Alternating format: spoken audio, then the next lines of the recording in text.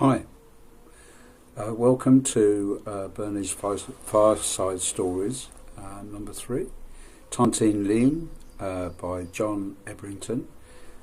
Tantine was a lovely French auntie, great aunt, who lived in Paris, and she lived in an apartment block with lovely 1920s wrought ironwork. It was really beautiful and white and nice marble, and it used to have this funny rickety lift, these with wood on the inside and a metal cage that you could see through, and when you were in the lift you could see the floors going up literally, and it was quite small. It could only have 2 people at a time. Tantine had a lovely youthful look about her. She had a lovely smile, very engaging smile, and she was always full of energy and very quick-witted, and she was quite cheeky as well, sometimes. But when she was young, Tantine married a butcher who used to brag about his part of the resistance during the war. Mind you, Tantine never explained how he managed to find enough cash at the end of the war to buy a very smart butcher's shop near the Bois de Boulogne in Paris. Truth was that Tantine also resisted the Germans, but as well as working for the resistance, he did a lot of illegal but very profitable slaughtering on the black market. As a child, I loved to watch Tantine in his shop in Paris. He was a true artist, remembering all his customers' names, masterfully wielding his knives and giving advice on cooking as he went. Then disaster struck one day. Tantine told me Tantine had run off with the maid. "I would have understood," Tantine said, "if he had chosen some pretty young thing. But to go off with that woman is extremely banal. I don't know what he thinks he's up to, because he's been impotent for years." But here, poor Tantine was mistaken. Eventually the maid produced a strapping boy, the heir that Tantine always wanted. The profitable butcher's shop was sold when they divorced, and she got half of the proceeds. Tantine could only afford the butchers in a poor district, while Tantine was able to buy a really lovely flat.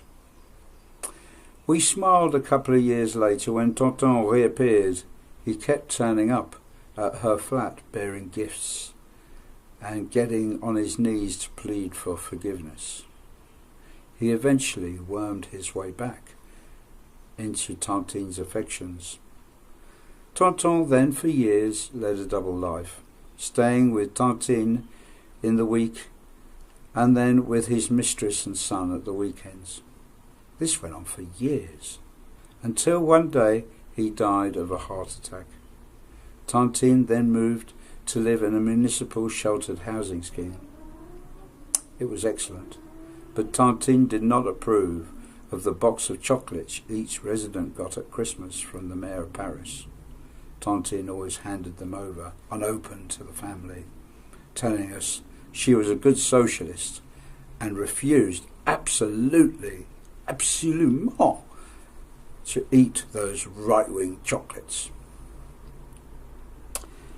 Every day, Tantine went and fed stray cats on the old railway line. Then one Sunday lunch she told us that she'd seen a young man following her. My wife could hardly keep a straight face and told her she was getting too old for that kind of thing. But Tantine insisted. He really was a fine-looking boy in a suit, and she'd seen him 3 or 4 times when she'd been to feed her homeless cats. A week later, Tantine told me she'd gone out for her usual walk when that man had followed her again. As she laid out her cat food, he told her that he was a gendarme and he was arresting her for feeding the cats. She was incredulous.